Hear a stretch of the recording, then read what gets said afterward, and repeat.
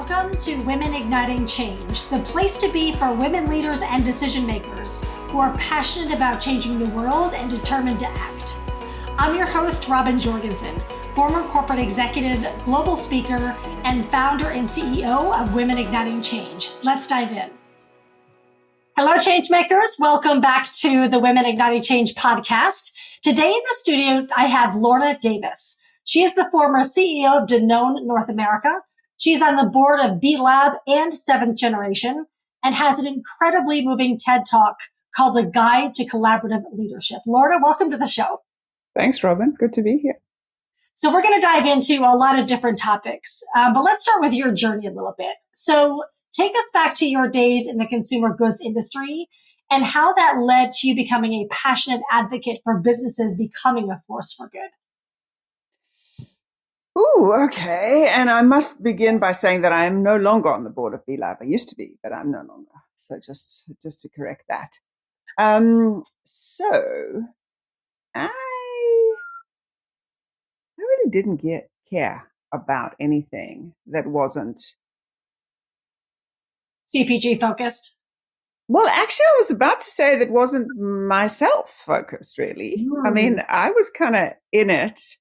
I happened to have landed up in CPG and I happened to be doing well. And so I just kept on climbing the ladder that was in front of me. Right. And in my case, that involved a lot of moving from many countries, around many countries. And I think it's fair to say that I only really shifted when I moved to China. I moved to China in 2006, and I lived there for 6 years in Shanghai. And China changed me a lot in many ways. But one of the ways it changed me is I really got to see what would happen, just a straight math, if 1 billion people get what Americans have, basically. Yeah. And I thought, whoa, hold on a second. I can see where this is going. And so that kind of shifted my trajectory. And then I explored the whole not-for-profit space. And I thought, I wonder if that's the place to go. And then I realized actually not-for-profits, they just sort of take money from people who made it in a perhaps thoughtless way and distribute it to people who they think need it. That's not systemic. So then I got really interested in how can business shift to be a force for good. And that's when I discovered B Corp. That's when I started that journey. And then I went off on that trajectory, which is kind of where I've been ever since. Take us into taking Danone into becoming a B Corp, because that, I'm sure, was no small task. So walk us through that process of, you've got this massive organization that's operating a certain way, and now you're trying to pull them into becoming a force for good in the world. Walk us through not only the mindset shift that you had to go through to do that, but also the culture shift that you had to enroll your employees around in order to become a B Corp. Yeah. Of course, let's back up even from there. First, educate our audience as to what a B Corp is, and then you can dive into Danone. Yeah. So B Corp is a certification system. Maybe the best way to describe it is many people know what fair trade is. And so B Corp is kind of like fair trade for business. The certifying body is, in fact, B Lab, the not-for-profit, that ensures that you get more than 80 points out of 200 points of a possible, 200 maximum, which is a whole series of points that you get for environmental and social justice elements of your business. It also requires a change in your legal form. The most common way for an organization to be set up legally in this country is to be a C corporation, which basically means you only have one person that you need to care about, which is your financial shareholders. In B Corp certification, you are required to change the legal form of your organization to a benefit corporation. It's called here in the US. In other countries, it's called different things. But it essentially acknowledges that your responsibility as your corporation is to much more than just your financial shareholders. It's to your community and a broader number of stakeholders. And it's also really a community. I mean, many companies that are well known are B Corps. Patagonia is maybe one of the most famous, but there are many others. Ben and Jerry, Seventh Generation, you already mentioned. So that's what a B Corp is. And I had been on that journey in Danone when I was in Paris, and had seen what a great sort of set of metrics it is, because big organizations are basically metric achieving systems, right? And so B Corp provided a set of really useful, powerful questions around, like, what are you up to in the world? And then I remember my boss at the time, Emmanuel Faber, when we had a big business here, about a $3 billion business here in the US, and we had bought WhiteWave, which is pretty well known, had companies, businesses like Silk and Horizon and Earthbound Farm at that time. And it was also about $3 billion. And so we kind of agreed together, this was a magnificent test case for us to see whether we could make this a B Corp. And so I came back to the US and took on that job. And to answer your question specifically, whenever you have an integration of two organizations, you have an enormous amount of turbulence. Pretty much everybody listening to this podcast is going to recognize that. And there's a lot of suspicion because you always have these magnificent things in acquisitions called synergies, where the acquiring company is trying to justify the enormous price that they paid for this business. And so people, we know that ugly things are going to happen in terms of, cost cuts. And so what was really useful is that while we were still in Department of Justice sort of, turbulence, let's call it, we made the public statement that, first of all, we would set up the legal form of this new organization as a benefit corporation.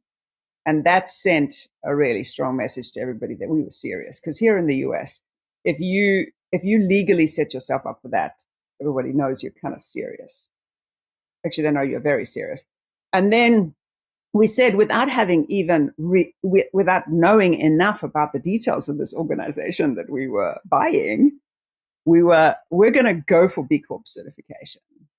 And what was interesting, and I didn't anticipate this, but what was interesting was how people shifted their perspective from me to you, you've got the same job that I've got, like, what's going to happen, we're French, you're American, to, oh, maybe we could do something really big in the world. So they kind of lifted their eyes to the bigger prize. And then we sort of set off on that journey. And then, of course, that journey was it had a bunch of twists and turns.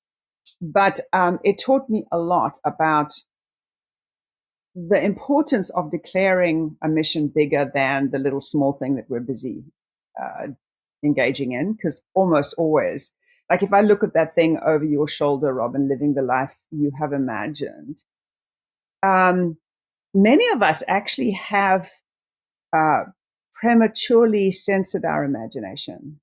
And we're living very small lives. And many corporations are living very small lives. When we imagine something amazing, and the way that I like to kind of phrase this, because it comes up a lot in my conversations with people, something that you're proud to tell your kids about. Like, I'm engaged in something much, much, much bigger than the normal old P&L stuff.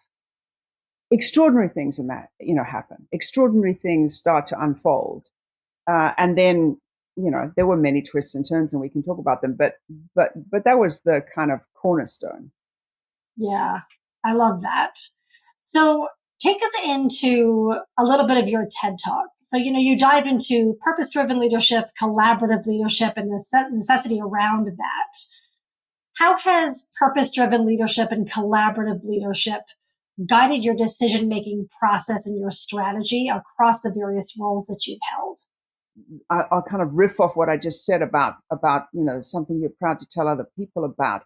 I these days, I think much less about purpose than I used to, just because I see that impact is not really up to me. I'm amazed at how much, I think I've done something really great, and it sort of sinks without a trace. And then, somebody writes to me about something that happened 25 years ago, and I think, wow, I didn't realize that had an impact. And so I think that whole question of like, what are you up to in the world? Right. I think we often try and overthink that a little bit too much. And so, as long as I'm generally pointing in the direction of slightly better than I used to be, I'm kind of good. But I think collaboration is is something I think about a lot, because what I saw, which led to my TED talk, was when we think we have to do it ourselves, and I'm going to again riff off that sign over your shoulder of living the life you have imagined, and we say, I'm going to live a life that I have worked out already how to achieve. Wow. I'm immediately in a tiny little box, because Absolutely. by definition my imagination's kind of limited often, and my personal capability is limited. Right. And so I actually get in my own way before I've even begun. Whereas if, for example, you and I were to just brainstorm something cool to do that was, like, generally speaking, good for the world, right, you and I could come up with something much more amazing than either I or you could come up alone. Absolutely. And so once you kind of get in the groove of that, everything starts to look different. And everything starts to look different, including your desire for certainty, because we are, we think we're supposed to have it worked out before we begin. Right. And nothing interesting has ever been worked out before we begin. The how shows up as you move toward it.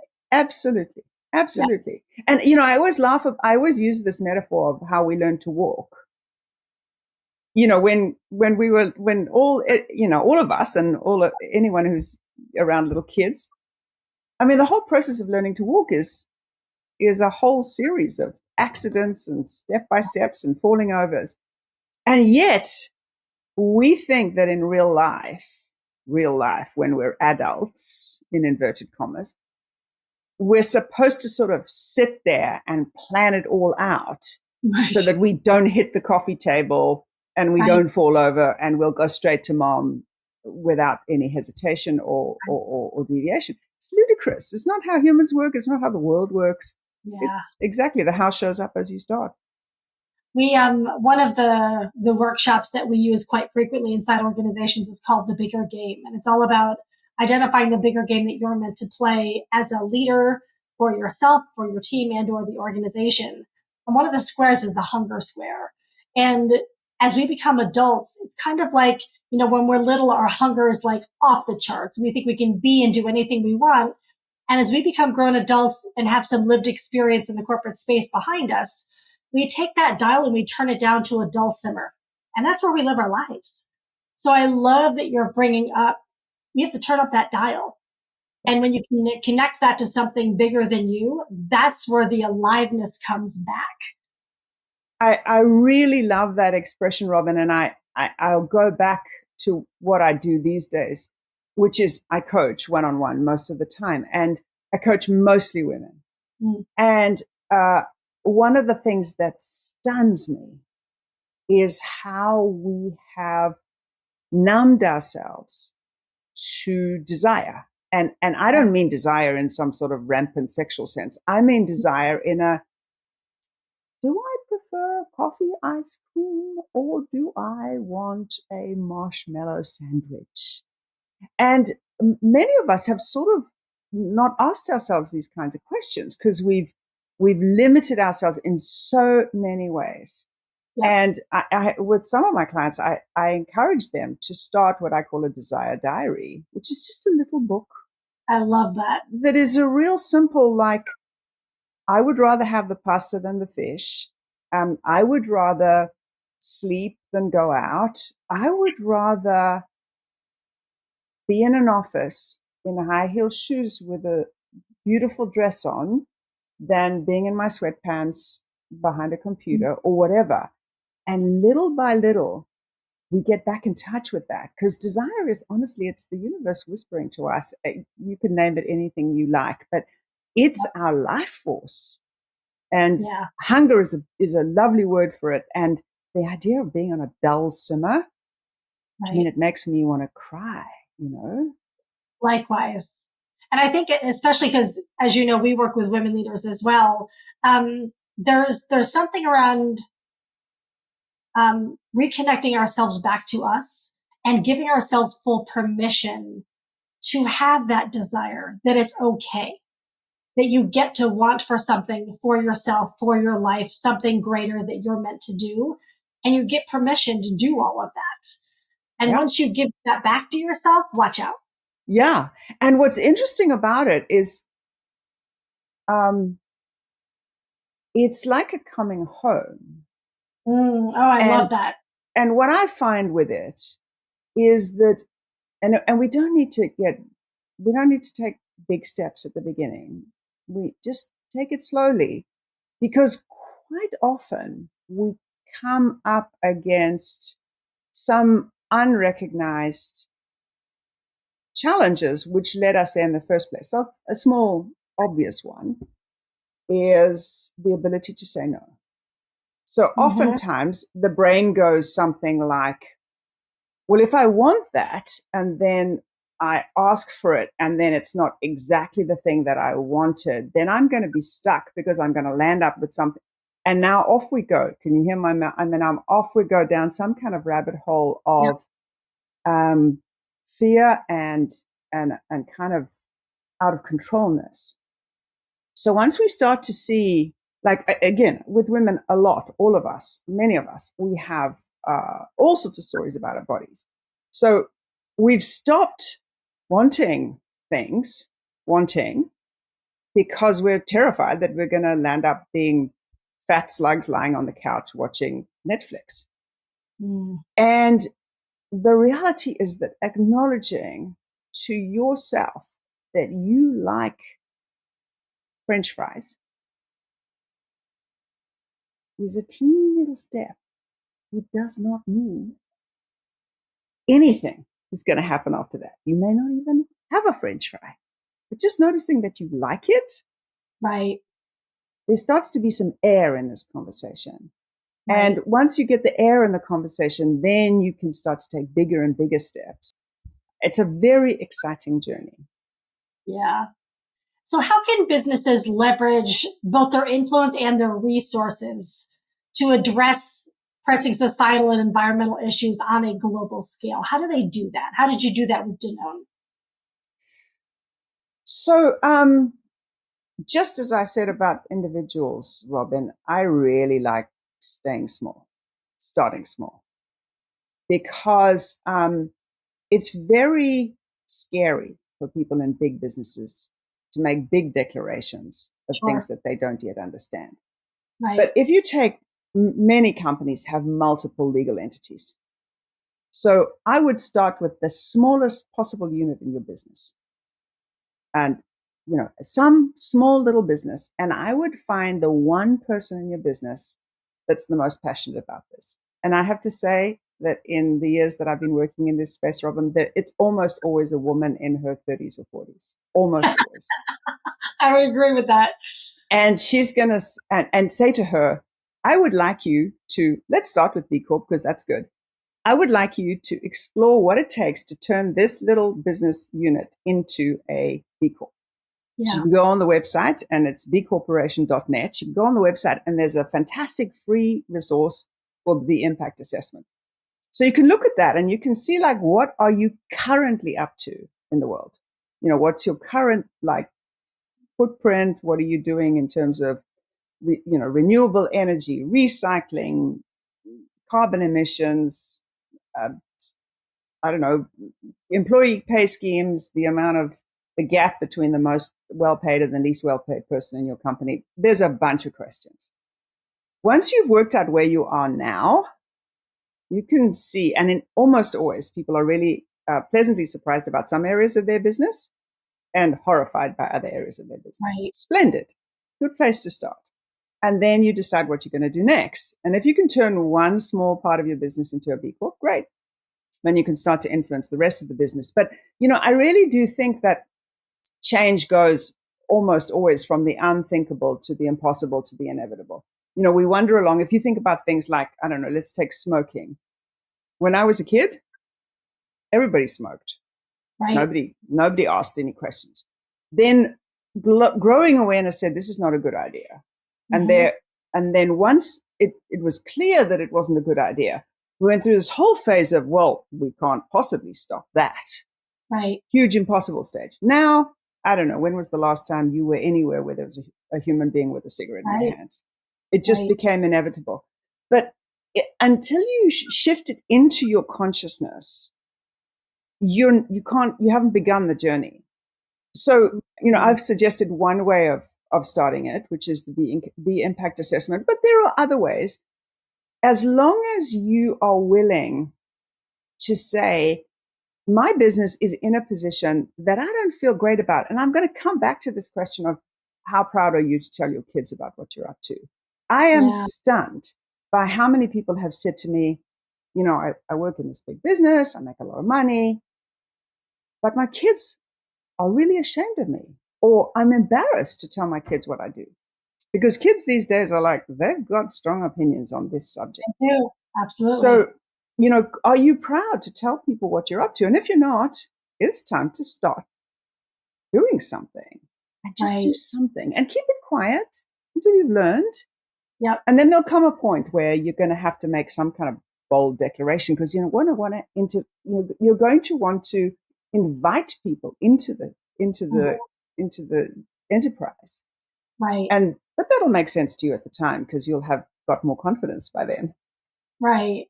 So how do you see that B Corp movement evolving over the coming years, and what role do you envision it playing in transforming the business landscape?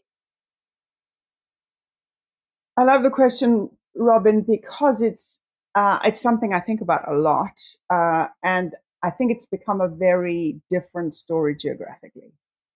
The truth is that a lot of the questions that have been raised by this certification and other organizations in this space have become sort of obvious to many countries in Europe, for example. If you take carbon emissions, it's going to become law that companies are going to have to declare their carbon emissions. And if you look at France, Germany, the UK, many of the Scandinavian countries, it's obvious that businesses have to have a social conscience, if you like. Mm-hmm. They need to be held to account for their impact on the people and the planet whose resources they use. This country is more complex, because this country's going through a different conversation around the impact of business. And I think that the progress in this country is going to be by state. Here in the United States. Here, the United States, yes. So, sorry, I am sitting in the... That's right. We have listeners in 45 countries, so I just want to clarify, here in the U.S. where Lorna and I are sitting. Yeah, and I know that I don't sound like I come from here, because I don't. But if you take the United States, if you take, I just was in Vermont at a seventh generation board meeting. If you take Vermont as a state, it's a liberal state, and there are lots of things that they require around packaging and legislation. And so if you advocate for whatever it is you want your business to do in Vermont, for example, you could land up with packaging legislation that's only true for Vermont, but most companies couldn't be bothered to have packaging in 49 states different from that one. And so you can actually do a lot of really great lobbying work, a lot of great activity in certain states. Yeah. So I think, and I think there's a lot you can do at a very, very local level. So city areas and state, and sort of sub-states or regions. So I think it's going to be different for different states, different for different geographies. But one of the things that I think is important about B Corp, and I think is important for all of us in business, is the days of a corporation saying, it's not my business to get involved in the legislation in the jurisdiction in which I operate are over. Right. If you are in a territory in which you are using resources and you are paying taxes and you are benefiting from the resources that you're using, you are responsible for influencing the legislation in that area. Mm-hmm. And the quicker you get with that program, the better. Because I don't think it's good enough for us to say, oh, it's not my job to do that. I'm just in a company and I just do whatever my state says. Right. So dive into that legislation a little bit more and the auditing in supporting businesses to becoming better. What are some specific changes you believe are necessary to facilitate that shift of more awareness and more accountability for organizations? And then as a result of that, them becoming more of businesses for good? What needs to happen? One of the things that I noticed was very powerful for us in the B Corp journey, which I didn't expect, was the sense of community.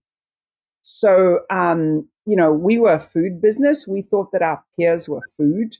Some of the standards of some of the food businesses were not great. But when we got involved in B Corp, we started to see, our peers are other companies doing all sorts of things. I already mentioned Patagonia, but there are others. Dr. Bronner's. There are big organizations like Athleta that are B Corps. Ben & Jerry's a B Corp. And so once you start, step number one is look around to see who you admire. Like which are the organizations that are doing things that you think, I want to be like those people. I want to have that kind of reputation, and see if you can build an alliance with them. Because once you start to hang with people who are like you and are trying to do good things in the world, we said at the beginning of this conversation, collaboration allows so many things that you can't do while you're on your own.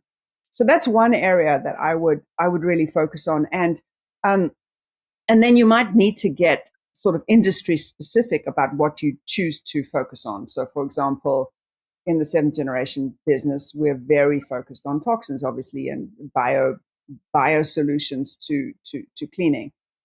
So there are certain companies that we're very interested in kind of sharing discussions with. Of course, other people are not interested in that. So there are sometimes that you need to be industry specific, but there are a lot of things like your all of your social programs, all of the way that you treat your employees.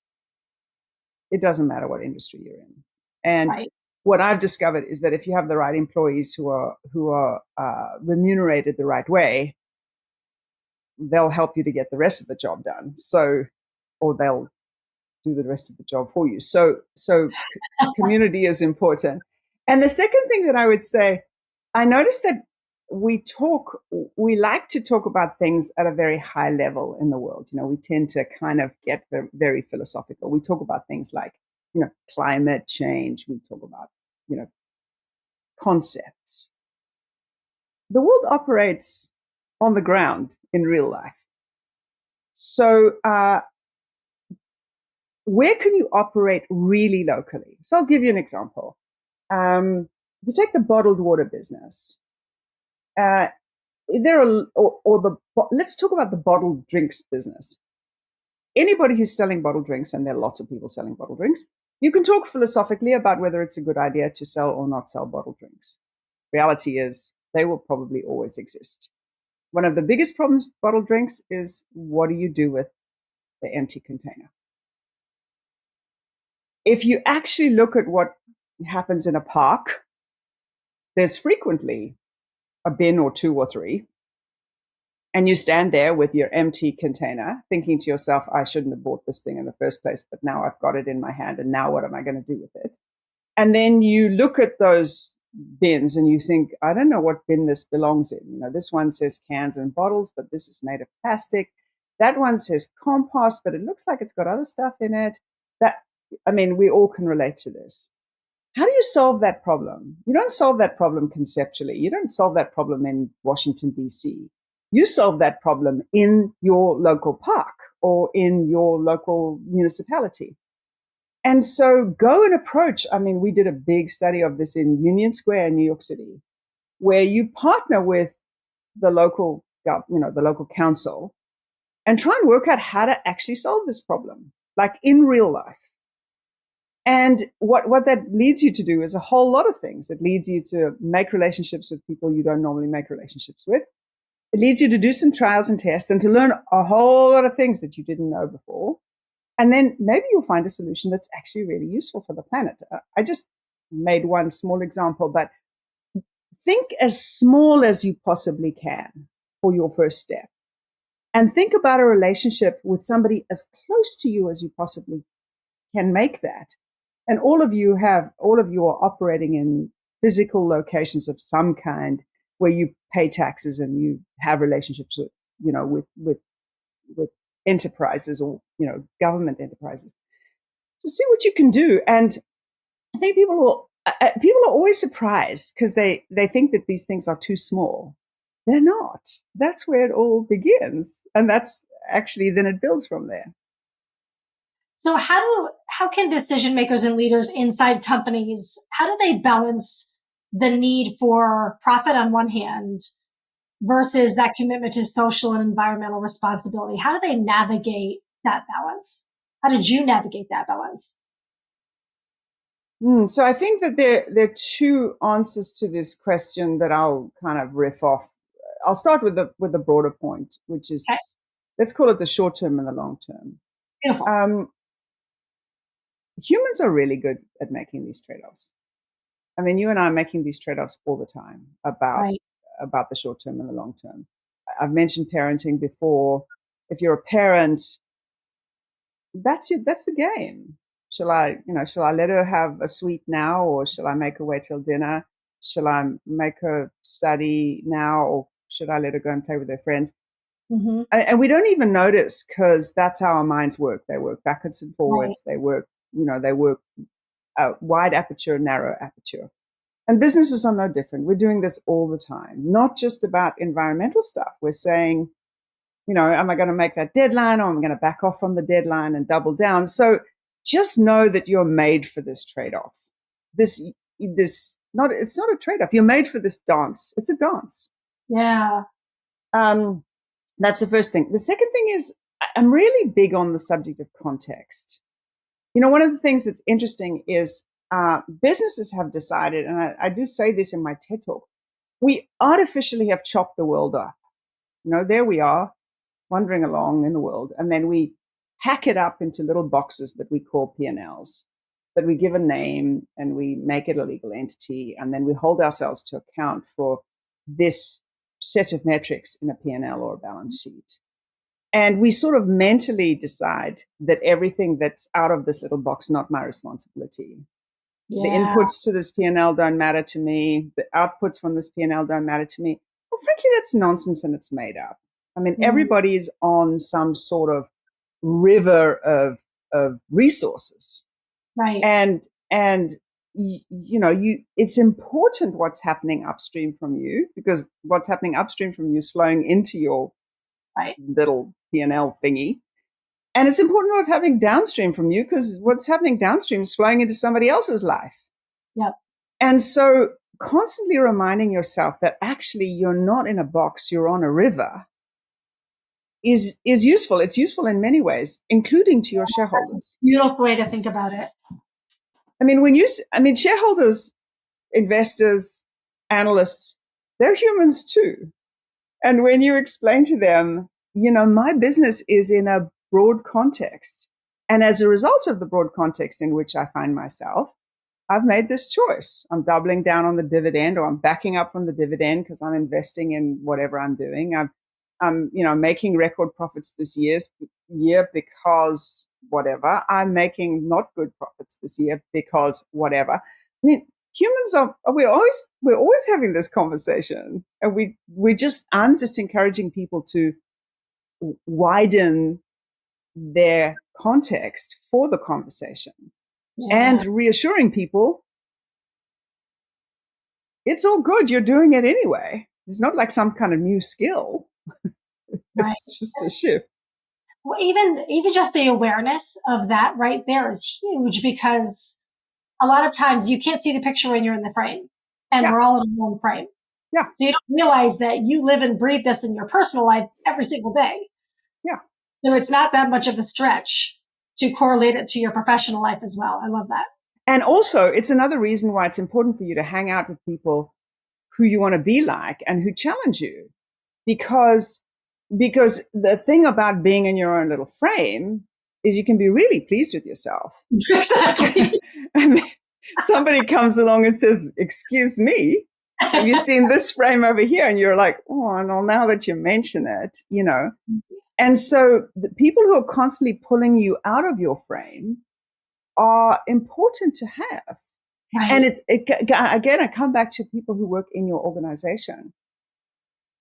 This is why diversity is so important, because if you have people in your organization that are holding you to account, you don't have any choice but to have this conversation and to go on this journey, because otherwise they're going to leave you. All the good people are going to leave you. You're going to land up with all the little yes sir people who are not interesting to you. And so, you know, yeah, let the people in your organization, and I'm not joking, women particularly in their 30s and early 40s are leading this charge everywhere. Yeah. So let's switch over to a personal passion of yours around saving rhinos and how that aligns with your broader mission to create positive change in the world. So first of all, educate our listeners as to what the challenge is, and then a little bit as to what you're doing to address those challenges. Oh, rhinos, Robin. I try not to cry in podcasts, but every time we talk about rhinos, I cry. So every day, 3 rhinos are killed for their horn. So their horn, which is famous, people know what a horn is made of the same stuff that makes up your fingernails or your hair, keratin. But there is a myth in countries in the East, particularly China, Vietnam, and their neighbors, that believe that this substance has magical healing properties. Got it. And so they will pay a lot of money. It's one of the most valuable substances in the world. Wow. And so people go to Africa particularly, but also there are some still in Indonesia and India, shoot the rhinos, chop their horns off, and sell them to people who think that they're going to, make them more potent, virile, but also to purify them, cure cancer, all sorts of theories. Yeah. So it's heartbreaking and it's complicated because the people involved in this are the same kinds of people who basically traffic arms and drugs. Right. And it's also complicated because the people at the front line, who are the ones frequently who do the shooting, are people who are struggling for money. They're poverty afflicted people in some of the poorest parts of Africa. And for them to be paid a small amount of money to shoot a rhino, you see, I can't ever not cry. A small amount of money to shoot a rhino that then will get shipped to somebody who will make a lot more money upstream by the time it gets to some wealthy person in Ho Chi Minh City, for example. I can understand the choice that they make because the circumstances in which they live are very difficult. Right. And so the solution is, and of course, you've got many countries in this mix who are not known for their transparency and they're not known for the diplomacy. So you've got lots of complicated things going on here.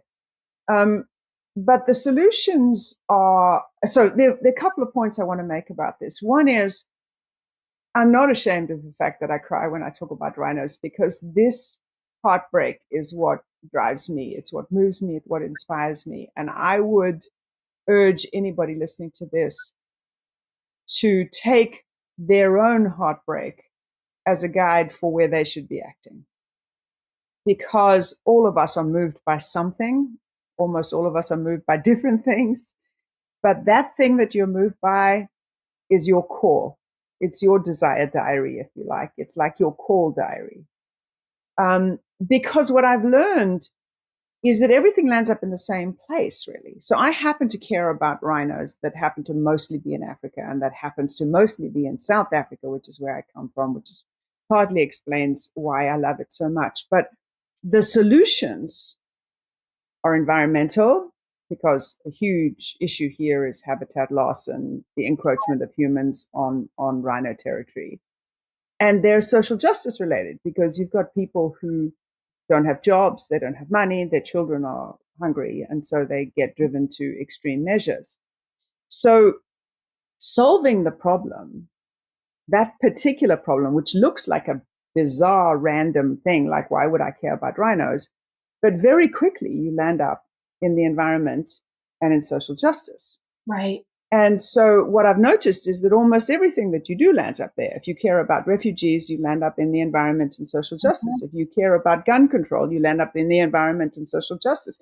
If you care about Ukraine, you're in the environment and social justice. So it doesn't, the details differ, but that's your call to act. And all of you will act differently. And some of you are super busy at the moment. And so all the best you can do is write a check. And that's okay.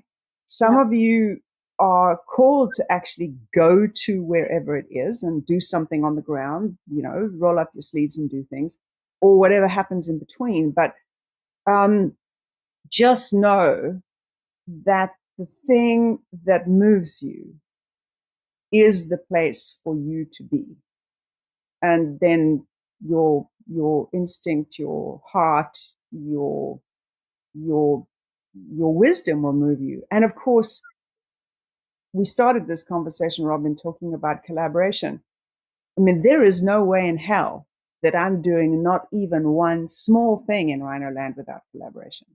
And I'm collaborating with people that are hard to collaborate with. For me, sometimes I get frustrated. Right. I don't care. It's what I love, It matters. It matters. It matters. Yeah. And sometimes I think to myself, oh my goodness, I'm not making any difference at all. And then other times something happens and I think, oh, maybe that thing did make a difference. But it's not really up to me to work it out in advance. I just do what makes sense to me at the time, Right. So where can our listeners learn more about helping save rhinos? What are some websites that we can put in the show notes for our listeners if they're interested in becoming more involved? That would be really wonderful. There are two places that people can go. The one is the Rhino Recovery Fund, which is part of WCN or wildnet.org. Okay. That's one place. And the second is a magnificent sanctuary in South Africa called careforwild.com. And then if anybody wants to contact me, I'm on lornadavis.net. So if you didn't remember this thing that I'm saying, you said it would be in the show notes, but if not, just contact me and I will put you together with somebody in Rhino World that you can help. Fantastic. Lorna, thank you so much. I love talking about business being a force for good. So thank you so much for talking about your journey and, the passion project around the rhinos. For our listeners, we will have links to Lorna's TED Talk as well as B Corp information in the show notes, and we'll see you back here next time. Take care, everybody. Thank you so much for listening to Women Igniting Change. I know creating change matters to you. If you enjoy what we talk about on the show, please take one action today and share it with someone who could benefit from listening. Until next time, keep standing up and speaking out for what matters.